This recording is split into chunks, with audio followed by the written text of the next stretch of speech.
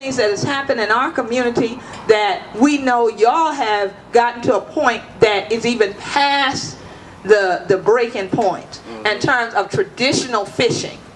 And what I mean by traditional fishing is, can a bateau boat that 100 make from wood and thing and carry them down yonder to that Mississippi River and going out there with one net that 100 so and thing like that and cast them out and draw in the fish and a shrimp and thing like that and then bring them back up here and then we ball them.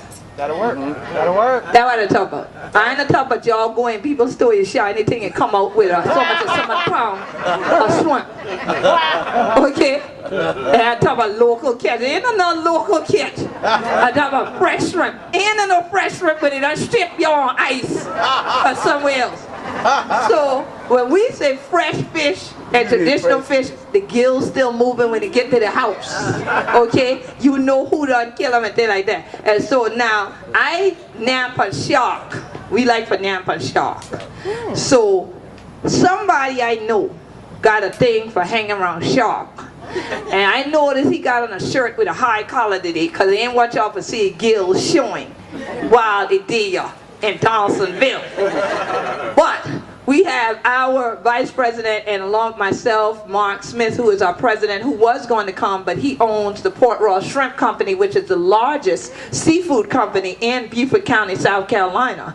And he could not make it today because he had problems with his shrimp boat a few weeks ago and had to get them fixed to the tune of $10,000. And so now it's trying to make up for a late start to the shrimp season. Plus then as soon as you started, here comes the boat issue. And then behind that, we have rain. And then you got other stuff going on. And then it's hurricane season, so you don't know when you can't go out. So that is on top of that, right, the Department of Health and Environmental Control came in and told them, and one day, we need you going to either shut down or you going to change $5,000 worth of equipment inside your market. And you got like 2 days to do it. And so all of those things happen to get us out of the business. Extreme licensing, extreme fines, all of these things happen. Confiscation of people's seafood when they're in the boat. This kind of thing happens to make us discouraged so that we cannot feed ourselves. And you cannot be economically empowered if you don't feed yourself. And so we want Brother Ricky Wright, who is still shrimping, fishing, getting a catch, getting a fine, going back in, and keeping it going, and standing to lobby and advocate for new laws to be written and to get other laws revoked that have prevented our people from going into the waterway. So I present to you the Vice President of the Gullah Geechee Fishing Association, Brother Ricky Wright. Woo! How y'all doing? All right. As Queen said, well, we have issues with our waterways because they don't want us fish like we traditionally fish at all. We just came from Washington, D.C. as 2 weeks ago to try to cut down a bill that they're trying to pass that really will get us out the water. So we up against Congress and we up against our local officials where we live, like the DNR. DNR really put it on us. Okay, DNR, they do things like they'll write a law in effect for 2011. Okay, so they'll change the law for 2011 in 2011. You have no idea that they just changed the law. Okay, for instance, last year I was out. We was fishing sharks hitting. I just get crazy when let them sharks be it. It's the fight they give you. So anyway, I tore into this shark, get the shark in the boat. So I told Hitchie, I said, Hitchie, I said, man, we're gonna have a good day, man. He said, you think so? Okay, anyway, the book says I could have 5. Well, I know the book says I can have 5. I think I can get away with 10. So anyway, when DNR rolled up on me, I had 36. Oh, okay. So anyway, here they said, can we get on the boat? I said, yeah, you can get on the boat. That's all y'all got right now? Before I could say anything, he just said, yeah, that's all we got. Man, open the other compartment. All them shots. That's it. That's it. So, anyway, he wrote us up a ticket, $600 a piece. That's $600 a piece. That was all right. That was all right. That was all right. I could pay that over time. All I need to do is get this 36 shot to the house. Now I'm gonna pay that fine.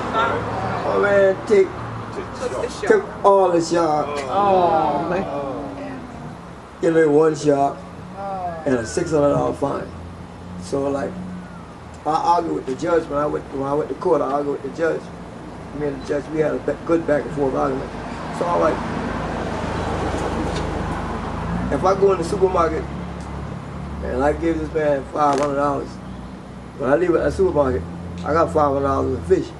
I done pay y'all $600, and y'all, I don't have anything. I said, I done pay for the fish, so how come I don't get my fish? So he dilly-dally around back and forth. So he said,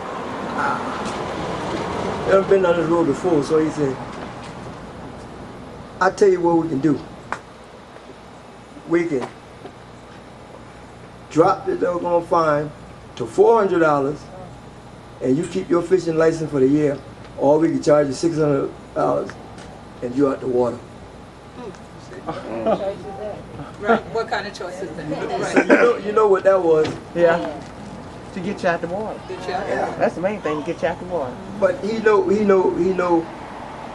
I'm gonna take that $400 because I'm going back fishing.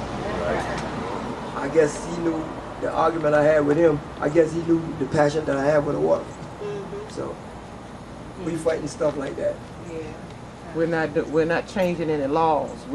We're marching, but we're not changing the laws. Everybody else is coming in here making them change the laws, but we're not changing them.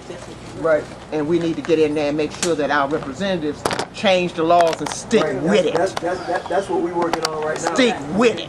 Change the law. Yeah, that's what So one of the things that has gone on for quite some time is in our communities, as the sister has said. My sister down front right here. Her right here. What's your name, sister? Sister Marie. Sister Marie. Sister Marie made the comment, we're not changing laws. Well, actually, the Gullah Geechee Nation has changed laws.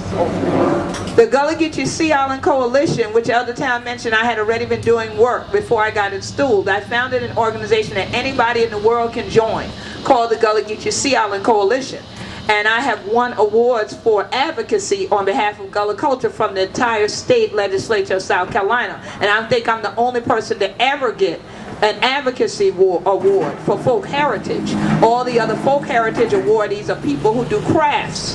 And so the reason I got it is because we did change laws in the state of South Carolina Department of Natural Resources to shorten bridges and to stop the building of bridges to small islands, because the bridges are often what bring in what I call destructionment. What many others call development in our communities is destructionment. And they just keep it changing terms once again. 1 minute they tell you it's development. Another minute they use the word gentrification. They used to call the same thing urban renewal. When we found out it meant Negro removal, then they start calling it gentrification. Now they started these other things where in some places they call it community revitalization.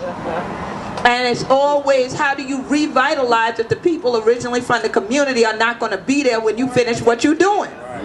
It's not anything. What you're trying to do is bring in something new. And using the term community in a way that does not mean the people who are indigenous to that area.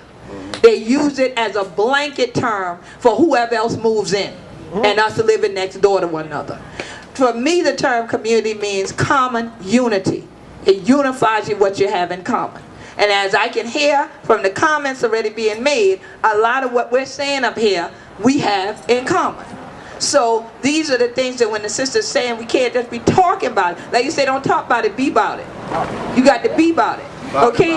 Because y'all know we good at that talking. Talk don't cook food. Okay, so you have to get out there, stir the pot, put the grits and gravy in there, and whatever else you want to have in there. Ain't gonna jump in there by itself. So that's why I'm so happy that my panelists are here and they're all where they are doing the work that they're doing.